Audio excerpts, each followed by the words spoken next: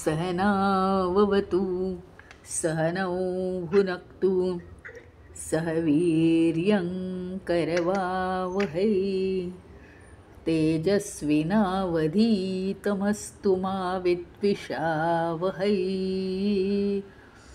ॐ शान्ति शान्ति शान्तिः।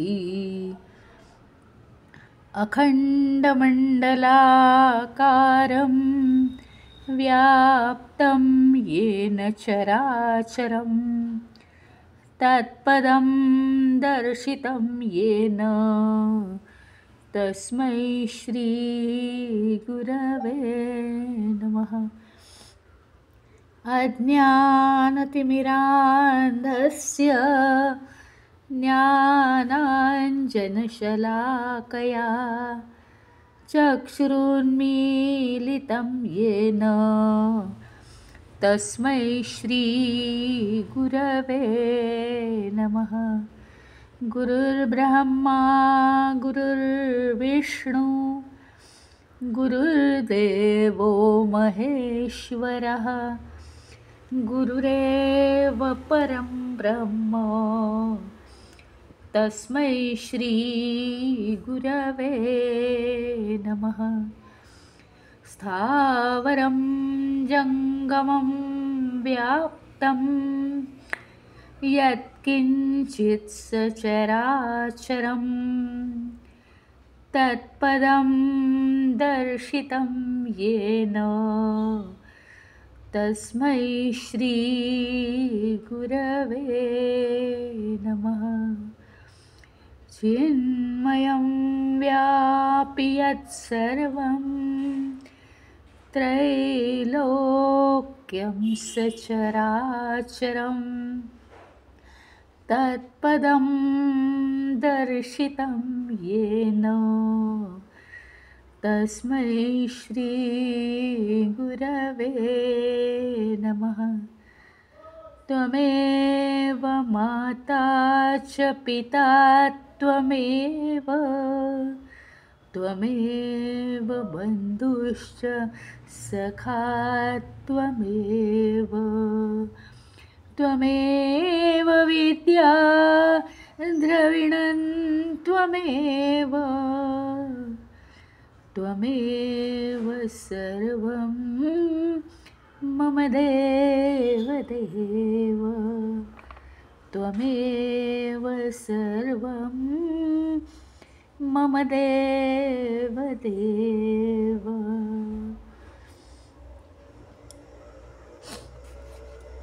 आज आपण सुरू करतो आहोत कोणालाही ज्याची कल्पना नाही ते आपण सुरू करतो आहोत।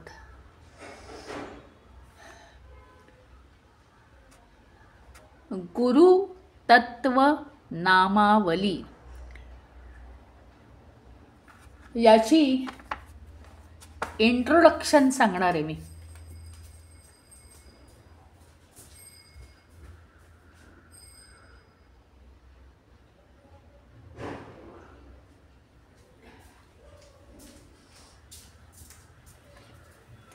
गुरु तत्व नामावली हे गुरुचं जे तत्व आहे म्हणजे गुरु हेच तत्व आहे खरं म्हणाल तर। कसं आहे तर हा भाग आपल्याला माहिती आहे की नाही मला माहिती नाही। अनेक वेळा म्हणजे एकच दिवस असं नाही, अनेक वेळा शंकर पार्वती एकत्र बसलेले असताना अनेक वेळा शंकरांनी पार्वतीला असं जाणवू दिलेलं आहे की तू जगत जननी आहेस, संपूर्ण विश्वाची माता आहेस. हा जो संसार आहे तो फक्त दोघांमधला नाही आहे, आपला जो संसार आहे तो संपूर्ण विश्वाचा संसार आहे. अशा रीतीने तू मॅच्युअर हो. त्यावेळी पार्वतीने हे प्रश्न विचारलेले आहेत, अनेक वेळा अनेक वेगवेगळ्या पद्धतीचे प्रश्न. तर त्यातला हा सगळ्यात मॅच्युरिटीचा भाग की गुरु म्हणून आपण जो मान देतो,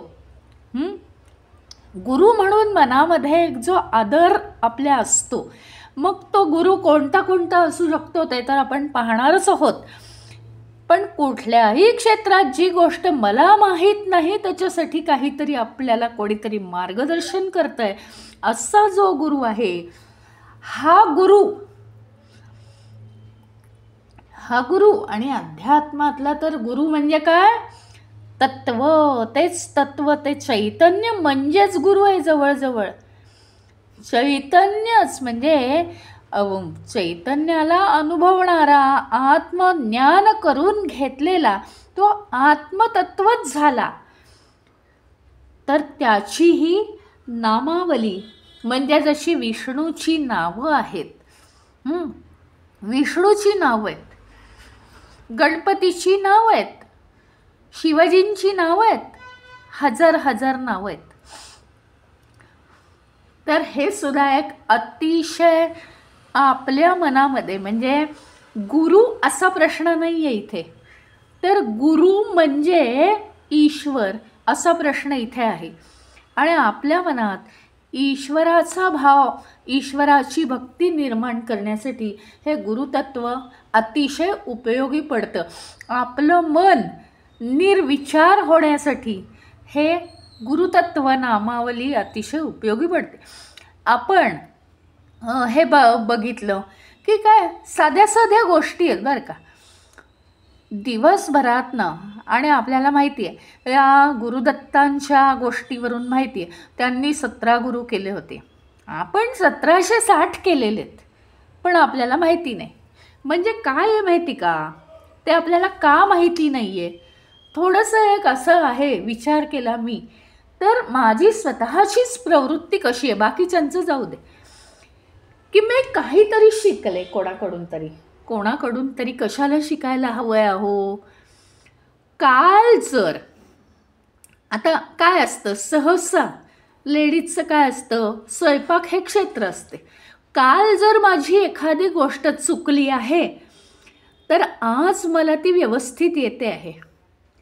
म्हणजे या स्वयंपाकघर या परिस्थितीनी मला काहीतरी शिकवलं आहे. त्यामुळे तिथे परिस्थिती ही खरं म्हणजे गुरु झालेली आहे. पण मला काय वाटतं माहिती का, की मला कसं कळलं, मी खूप हुशार, आता मला खूप छान यायला लागलं. आता तो झाला आपल्या स्वयंपाकाचा विषय. अगदी साध्या साध्या गोष्टी, की एखादी गोष्ट आणि त्यावर उपाय आपल्याला काही केलं कळतच नाही आणि आपण खूप भोगतो आणि कोणीतरी येतं सहज सांगून जातं, असं करून बघ ना मग. अरे मला तर माहिती होतं असं म्हणतो आपण, मला तर माहिती होतं. तिथे काय झालं, तिथे तो अहंकार. अरे आपल्याला माहिती होतं पण तरीही आपण ते विसरलो.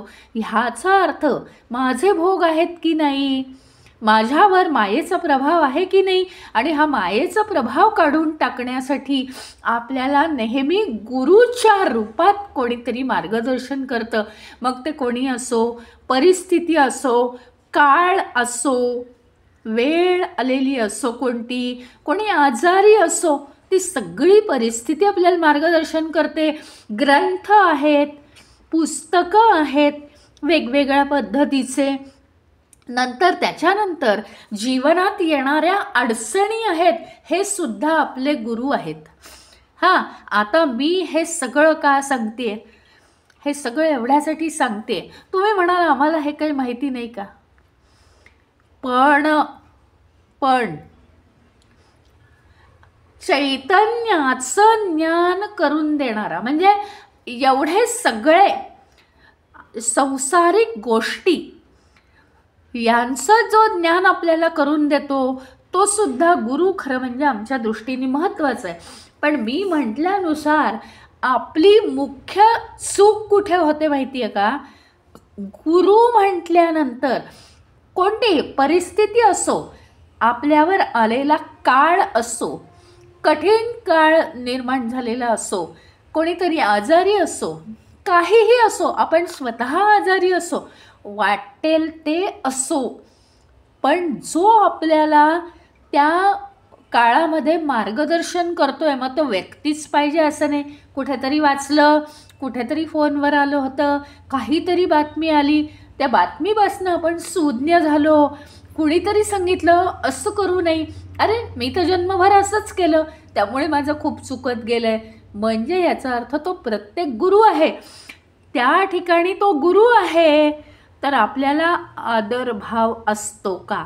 त्या परिस्थितीशी आपल्याला आदरभाव आहे.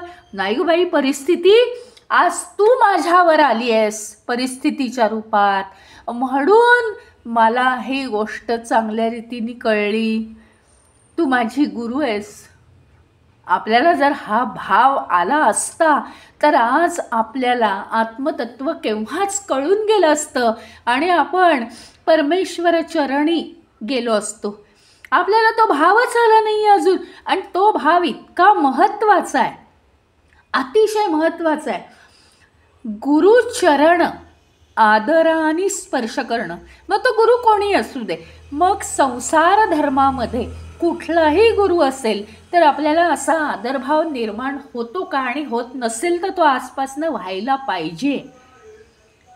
त्याच्यामुळे आपल्याला आपण हा आदरभाव संस्कार, गुरुबद्दल आदर ठेवण्याचा संस्कार घेऊन आपण आत्मप्राप्ती करायला जाणार आहोत, आपण ईश्वराला प्राप्त करायला जाणार आहोत. तिथे आपली थोडीशी कमतरता होती.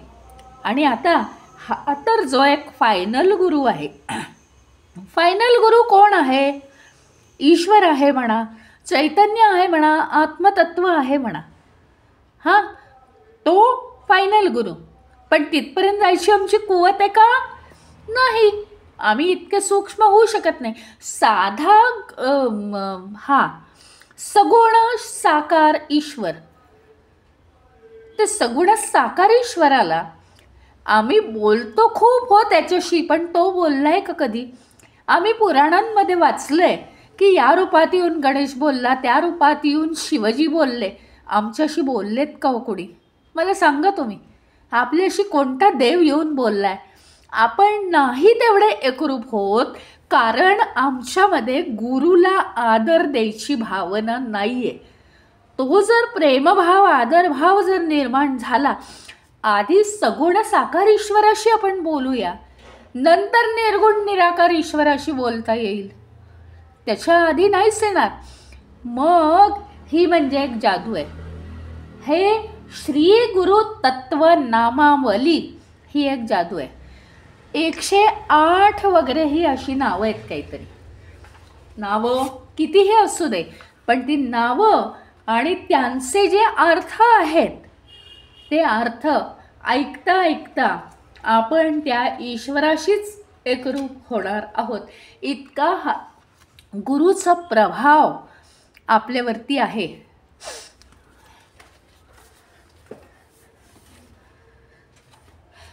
तर हे गुरुतत्व नामावली हे काय आहे?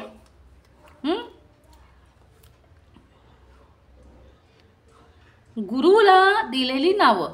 मी आत्ता म्हटल्याप्रमाणे जसं विष्णू सहस्रनाम आहे, 1000 नावं आहेत विष्णूची, पण आम्ही ना काय ते पाठ करतो, रटतो आणि इतर ठिकाणी काहीतरी करत करत करत म्हणत बसतो.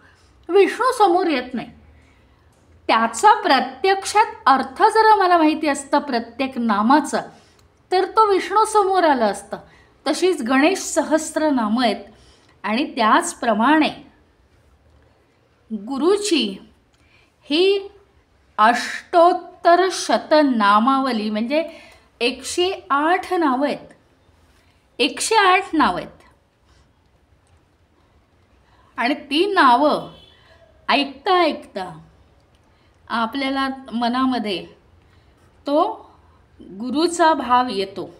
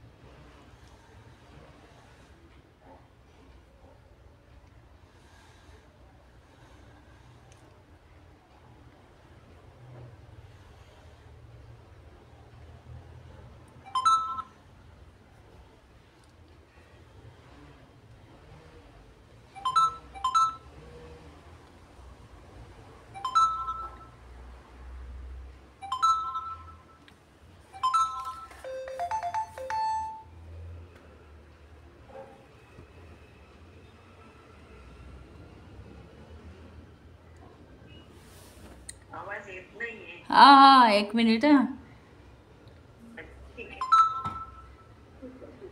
हो.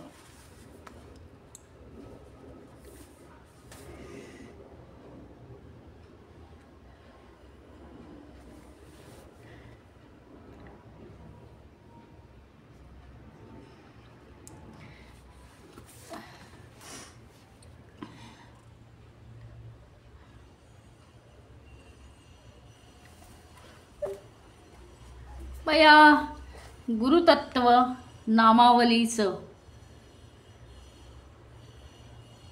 काय आहे, आपल्याला ही गुरुची सुद्धा आपल्याला उपासना करावी लागते आणि गुरुची उपासना आपल्याला त्याच्यामुळे मग फळते. गुरुने केलेली उपासना आपल्याला फळण्यासाठी आधी आपण त्या गुरुची उपासना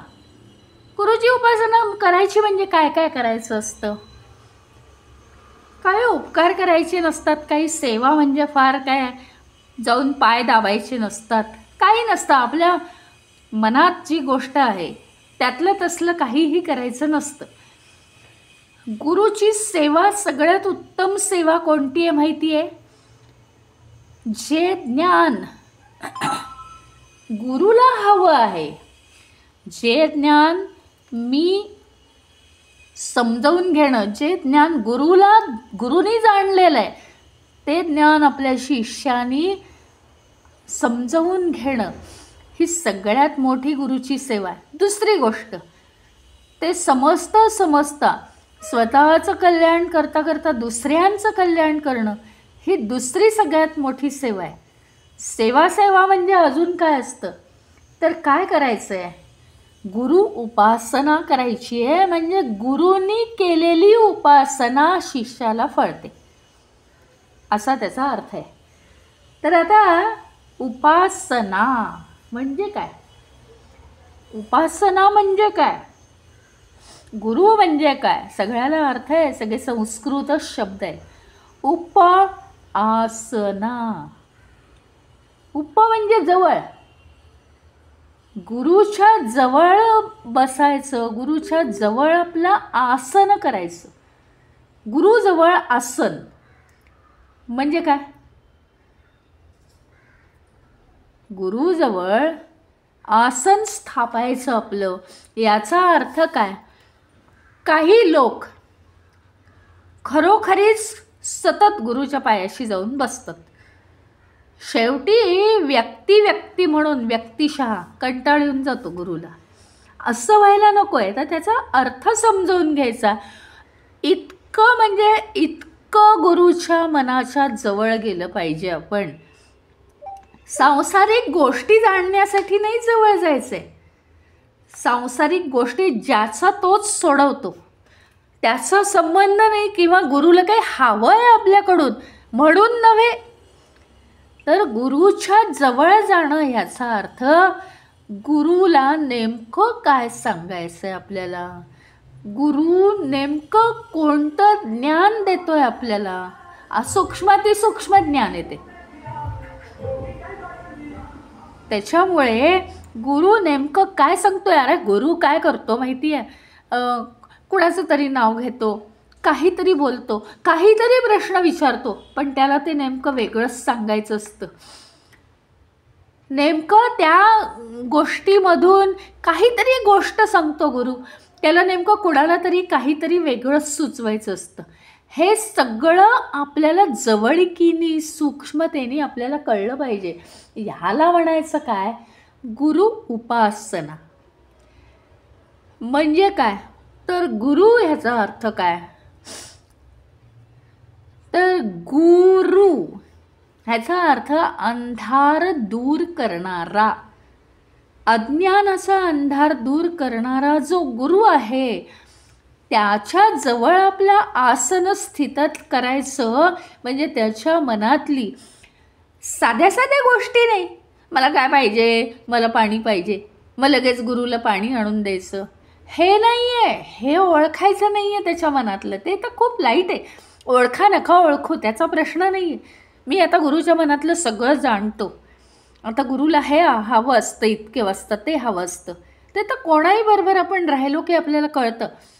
पण गुरुला नेमकं तत्वज्ञानाबद्दल, ईश्वराला प्राप्त करण्याबद्दल वेगवेगळ्या गोष्टीतून गुरु जे बोलतो त्यातून त्याला नेमकं काय सांगायचं आहे आणि माझ्यासाठी कोणचा लेसन आहे यातला, हे आपल्याला माहिती होणं, याला म्हणायचं गुरु उपासना.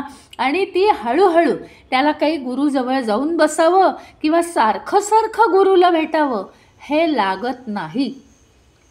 आपण जर अतिशय शुद्ध पवित्र मनाने त्यांची जर शिकवण आठवत राहिलो तर आपल्या हातून नेमकं त्यांच्याच पावलावर पाऊल होतं.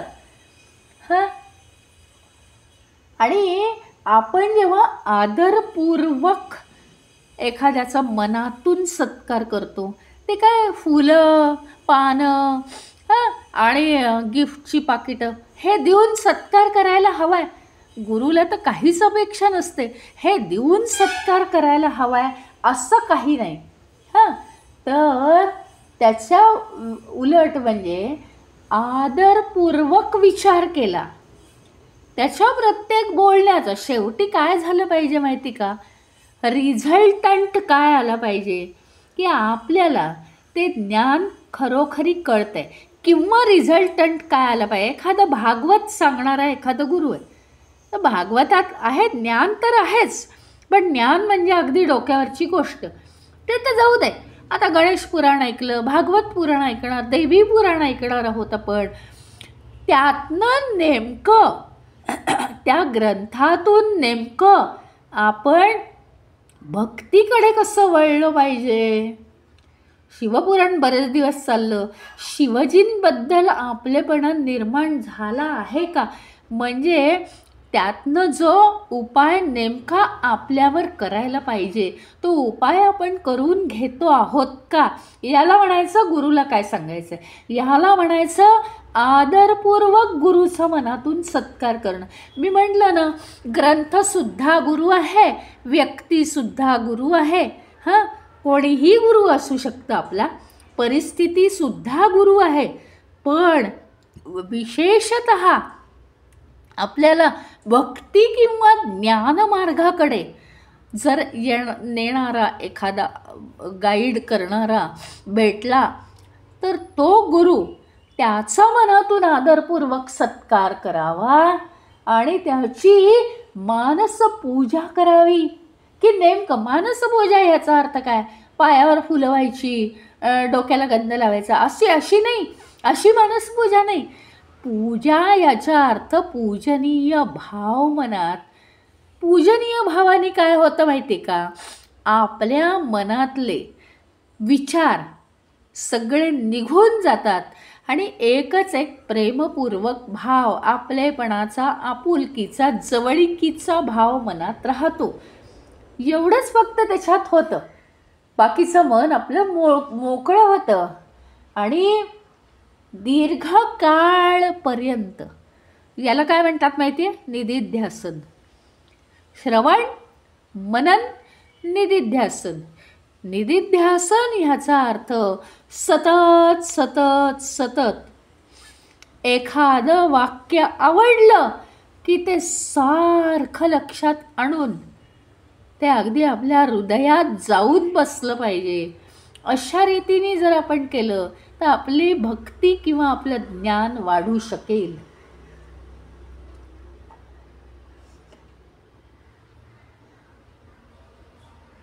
जसजसं आपण त्यांच्या जवळजवळ जायला लागतो मनाने, तसतसं ते जास्तीत जास्त मार्गदर्शन आपल्याला दर्शवत असतात. म्हणजे काय होतं माहिती का, ते काय लपवून ठेवत नाहीत खिशात, काही करत नाहीत, ते सगळं उघड ठेवतात. मार्गदर्शन करायचं सगळं उघड ठेवतात ते. परंतु होतं काय, आपल्याला ते जितकं आपण जवळीकीने विचार करायला लागतो हळूहळू हळूहळू, तितकं जितका जवळीक होईल आपली, तितकं ते ज्ञान आपल्याला जास्तीत जास्त स्पष्ट व्हायला लागतं. मग आपल्याला वाटतं की आता मला कळायला लागलं ना, म्हणून मग ते जास्तीत जास्त क्लिअर करतात. आधी करत नव्हते असं काही नाही आहे, ते काहीच करत नाहीत, ते पूर्वीपासून आहे तसंच सांगतात. पण आपल्याला तो सूक्ष्म विचार आधी येत नव्हता आणि आता हळूहळू तो विचार यायला लागला. ही कृपा आहे आपल्यावर. गुरुजी तर आहेच आहे आणि ईश्वराची त्याहून आहे. गुरु कृपेशिवाय ईश्वर भेटत नाही आणि ईश्वर कृपेशिवाय गुरु भेटत नाही. आधी कोंबडी का आधी अंड, विचार करण्याचीच गोष्ट आहे. चक्र आहे ते.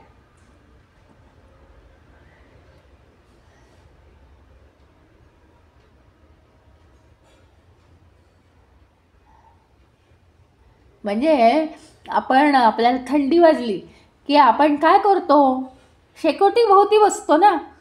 का दुरून काय होतं, तिकडे ग्राउंडमध्ये शेकोटी पेटवली आहे, घरात बसलो आहे आपण, आता आपल्याला गरम हवा लागेल असं म्हणतो का?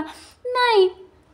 शेकोटी पेटवून त्याच्या आजूबाजूला आपण बसतो का, तर आपल्याला थोडी उष्णता लागेल आणि थंडी वाजणं कमी होईल, हा आपला उद्देश आहे. मग गुरु जे ज्ञान देतो ते नुसतंच आपलं वेळ झाली आहे लावायचं, ऐकायचं, सोडून द्यायचं, कामं करत बसायचं, हे करायचं ते करायचं, ते नुसतं अटेंड करायचं, झालं, त्याच्यावर काहीच विचार करायचा नाही. इतक्या लांबून शेकोटीची उष्णता जशी आपल्याला लागत नाही, त्याचप्रमाणे या ज्ञानाची ऊर्जा आपल्याला मिळत नाही. त्याला गुरु उपासना पाहिजे. प्रत्येक शब्द हा कानामध्ये असा भिनला पाहिजे आपल्या, तर आपण भक्ती आणि ज्ञान आपल्या स्वतःचं वाढवू शकतो. काय होतं माहिती आहे का, नुसतंच काय गुरुजवळ बसून काय गुरुनी सांगितलेलं ज्ञान मिळत नाही काही. काय होतं माहिती आहे का, हा आदरभाव ठेवल्यामुळे आपल्याला माहिती आहे, बघा तुम्ही, पाणी चढाकडून उताराकडे, म्हणजे पाणी नेहमी खालच्या दिशेने वाहतं. वरच्या दिशेने जायचं असेल तर त्याला फोर्स लावावा लागतो काहीतरी. आपल्याला नाही का, टाक्या भरण्यासाठी आपण मोटर लावतो, तसं नाही आहे ते. काय आहे, नैसर्गिकरित्या जर पाणी भरायचं असेल तर काय करावं लागतं, खालच्या दिशेला टाकी, खाली जमिनीमध्ये टाकी आपल्याला करावी लागते, म्हणजे ती टाकी भरायला सोपं जातं. त्याप्रमाणे गुरुमध्ये गुण म्हणजे जवळजवळ सगळे भगवंताचे गुण, निर्गुण निराकाराचे गुण गुरुमध्ये असतात. त्याशिवाय तो आत्मतत्व प्राप्त करू शकतच नाही.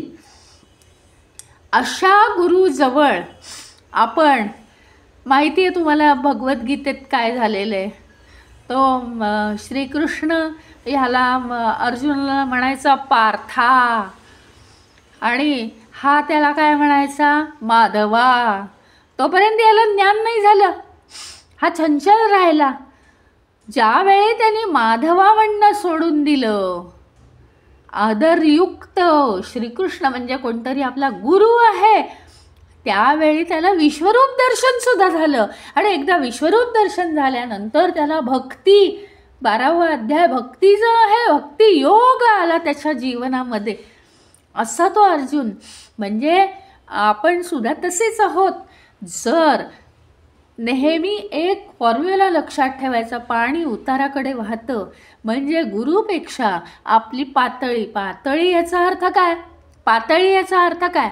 गुरुला उच्च आसनावर बसवायचं आपण जमिनीवर. गुरु जमिनीवर असेल तर आपण खड्डा खडून बसायचं, असं नाही आहे. असं नाही आहे. आपण मनामध्ये असंही नाही आहे की आपण खूप खालच्या पातळीवर आहोत, आपण वाईट आहोत, आपल्याला काही येत नाही असं समजायचं, असंही नाही आहे. मग काय आहे नेमकं?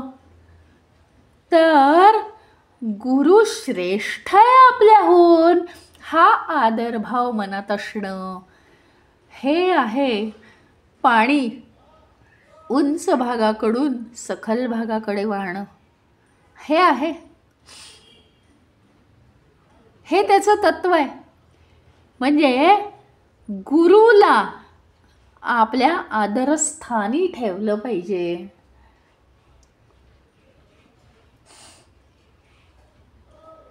आणि अशा रीतीने मग मी म्हटलं त्याप्रमाणे की गुरुचं फक्त ज्ञान आपल्याला मिळत नाही, तर ते ज्ञान प्राप्त करण्यासाठी गुरुनी जे जे गुण आत्मसात केलेले आहेत, ते सगळे गुण हळूहळू या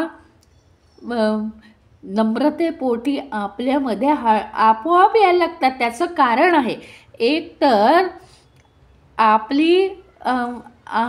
आपली पात्रता वाढते, आणि दुसरं म्हणजे गुरुचा स्नेहभाव आपल्याविषयी वाढत जातो.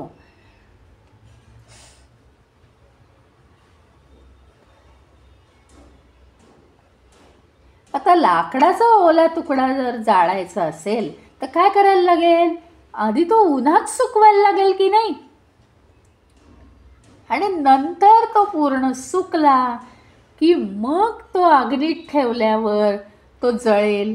नाहीतर काय, आग पकडेल का? तो नाही पकडणार.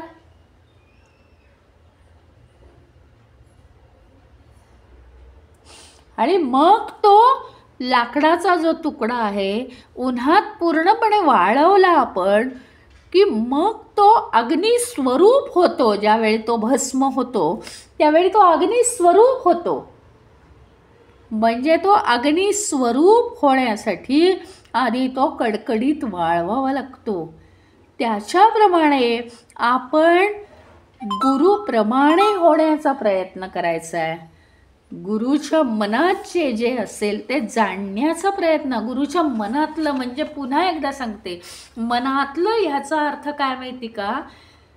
तत्वज्ञानाविषयी गुरुच्या मनात काय आहे ते जाणायचे. म्हणजे आपण हळूहळू तयार होऊ ते ज्ञान प्राप्त करण्यासाठी.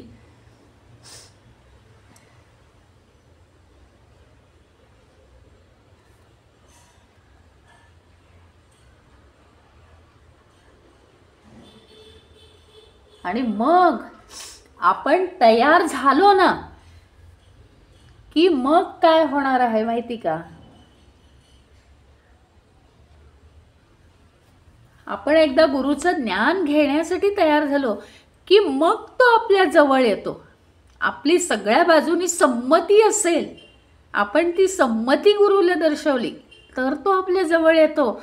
मग आपला अहंकार गेला तरी चालेल. मग त्याला वाटायला लागतं नाही ह्याचा थोडासा अहंकार दिसतोय, प्रेमापोटी तो अहंकार काढून टाकतो. म्हणजे तो अजून जास्तीत जास्त जवळ येतो.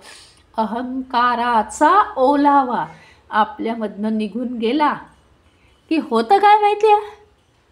अहंकाराचा ओलावा निघून गेला की मग ते ज्ञान घेण्यासाठी आपण तयार होतो. ज्ञान ते घेण्यासाठी आपण तयार होतो.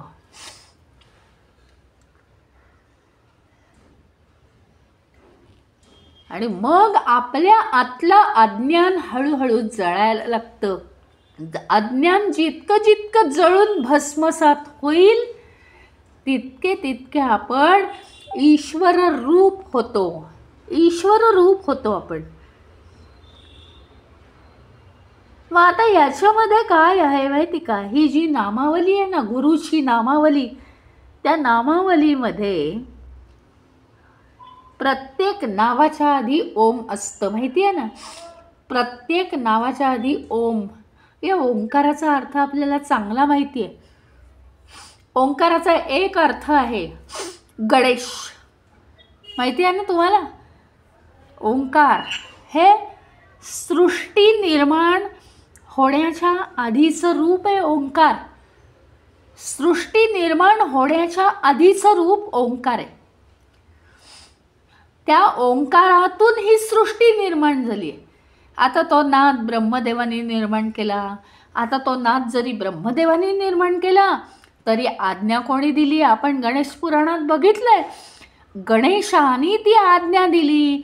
गणेशाने ही सृष्टी निर्माण करण्याचा उपदेश ब्रह्मदेवाला केला. आणि नुसते उपदेशाने ब्रह्मदेवाने सृष्टी निर्माण केली असं झालं नाही, तर ब्रह्मदेवाला 1000 वर्ष तप करावं लागलेलं आहे, तप. आणि त्याच्यानंतर त्यांनी सृष्टी निर्माण करायचा प्रयत्न केला. कितीतरी सृष्टी फेल गेल्या. आणि नंतर पुन्हा गणपतीचं स्मरण केलं, तेव्हा कुठे ती सृष्टी चांगली निर्माण झाली. आपल्याला हे सगळं माहिती आहे. त्याच्यामुळे ओंकार ह्याचा जो अर्थ आहे तो ओंकार म्हणजे आदी ध्वनी, म्हणजे आधीच आद्य ध्वनी म्हणा, आदी ध्वनी म्हणा, सुरुवातीचा आवाज तो. त्याच्यामुळे त्याला काय होतं, ओंकाराला एक तत्वज्ञानाचंच स्वरूप प्राप्त होतं.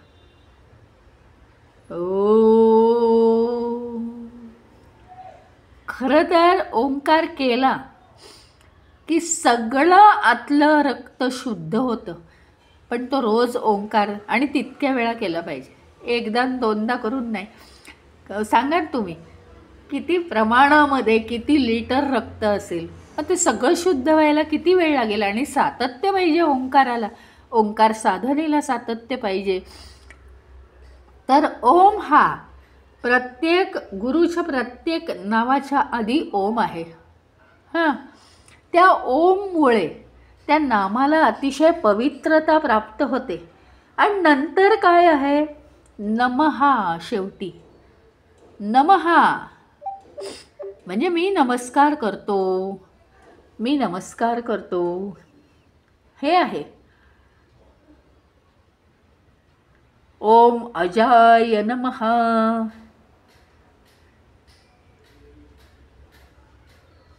म्हणजे अज, ज म्हणजे जन्म, ज्याला जन्म नाही अशाला मी नमस्कार करतो. तो गुरु आहे. जन्म आहे तो गुरु नाही. कोणचा? गुरु तत्व नामावली आहे म्हणून. बाकी मी तर म्हटलं ना, सगळ्या विश्वामध्ये सगळ्या सृष्टीतल्या गोष्टी आपण शिकण्यासाठी जे गुरु करतो ते काय आहेत, त्या त्या गोष्टी शिकण्यासाठी ते तात्पुरते गुरुच आहेत. आणि तसंच आपलं आयुष्य पुढे चाललं आहे. पण हे जे गुरु तत्व आहे ते तत्व जाणण्यासाठी जो गुरु आहे तो अजाय नमःच आहे. तो म्हणजेच ते चैतन्य आहे. ओम हे का घेतात, तर ते देवाचं वैश्विक स्वरूप आहे. 3 अक्षर आहेत ते आपल्याला माहिती आहे. अ उ म आहेत ना, 3 अक्षर आहेत त्याच्यात.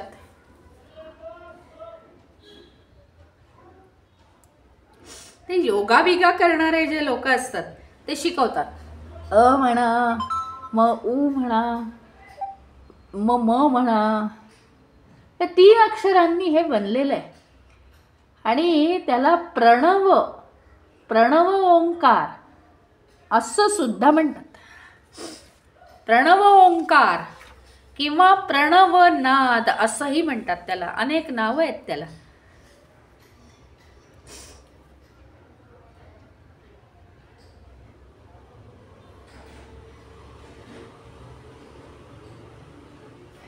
आणि ओंकाराने ह्याची स्तुती अशी केली जाते. वेदांचं सार आहे म्हणून तो ओंकार वापरतात. आणि ओम ज्या नावात येतं ते सत्याचंच प्रतीक असतं. ओम नमः शिवाय नमः. ओम गंगणपतये नमः. ओम या प्रत्येक वेळी म्हणण्याने आपण काय करतो माहिती आहे? ओम ज्याप्रमाणे पृथ्वीच्या सुरुवातीचं अक्षर आहे ना, हे सृष्टी निर्माण होण्यासाठी ज्याप्रमाणे सुरुवातीचं अक्षर आहे त्याप्रमाणे आपण आपल्या मूळ ठिकाणी मूळ स्थानी पोहोचतो. त्यामुळे काय आहे माहिती का, आपण हे व्यक्त करतो प्रेम, श्रद्धा, आदर त्या नावाप्रती आपण व्यक्त करत असतो. ओम नमो नारायणाय. नारायणाच्या प्रती श्रद्धा आदर व्यक्त करण्यासाठी आधी ओम.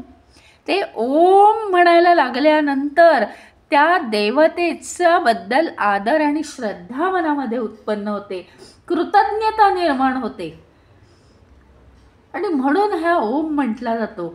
आपल्याला माहिती नव्हतं इतकं महत्त्व ओमचं.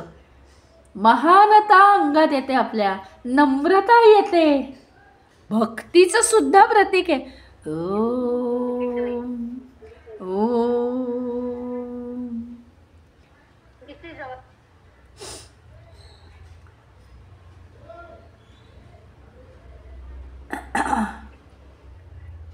म्हणजे हे ओम म्हणणं हे खूप महत्त्वाचं आहे. आणि ही नामावली घेता घेता आपण काय केलं पाहिजे? विष्णूची नामावली किंवा ही नामावली असं म्हणता म्हणता आपण सगळ्यात महत्त्वाचं म्हणजे एक एक फूल तरी व्हावं. हां, आता ही 108 नावं आहेत तर आपल्याकडे 108 फुलं असावी. ओम अजाय नमः. ओम सद्गुरवे नमः. असं म्हणता म्हणता एक एक फूल गुरुची पूजा कशी करतात माहिती आहे ना? गुरु पादुका असतात त्यांची पूजा करतात. बाकी ईश्वराची पूजा करताना काय करतात? मूर्ती ठेवतात आणि त्याच्यावर फुलं वाहतात. आता फुलं हे एक मी प्रायमरी सांगितलेले. मग काय कशानेही त्याला अर्चन, याला काय म्हणतात माहिती आहे का? वाहणं, एक एक नाव घेऊन वाहणं, याला म्हणतात अर्चना. अर्चना. तर म्हणून तो पूजा अर्चा हा शब्द आलाय.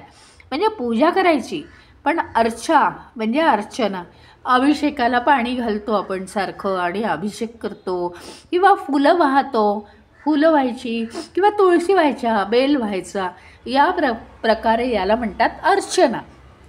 प्रत्येक नाव म्हणता म्हणता बरं गुरुची अर्चना कशी करायची असते? तर गुरुपादुका असतात, छोट्या स्वरूपात असतील, मोठ्या स्वरूपात असतील, जशाही असतील पादुका असतात आणि गुरुचा फोटो मागे ठेवलेला असतो. तर त्याच्यावर आपण ती फुलं व्हायची असतात एक एक नाव घेऊन, किंवा काहीही वाहतात ज्यांची जशी श्रद्धा. कोणी नाणी वाहतात, नाणी अशी ठेवतात बाजूला पादुकांवर. कोणी ते काय म्हणतात त्याला, बेदाणे, काजू, असं सगळं काहीही म्हणजे असं त्याला अर्पण करायचं असं असतं. तर हे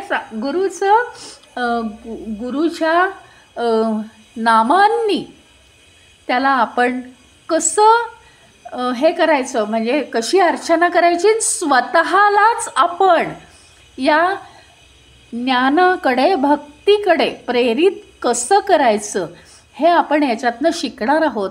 तर आज इंट्रोडक्शन झाली. आणि हे कसं काय झालं तुम्ही म्हणाल एकदम हा विषय, तर मला काही नाही, मला आज एकदम किती वाजता माहिती आहे का, 2 वाजता मला एकदम स्फूर्ती आली की आपण गुरुतत्व नामावली घ्यावी, कारण आता तेच दिवस आहेत म्हणून. आणि गणेशाचं माझ्या लक्षात असं आलं की आत्ताच आपलं गणेश पुराण झालेलं आहे, मग तेच तेच करून परत कंटाळ, काही दिवस जाऊ दे मध्ये आणि आपण गणेश गीता घेऊ. हां, आता आपण आज इथे थांबू.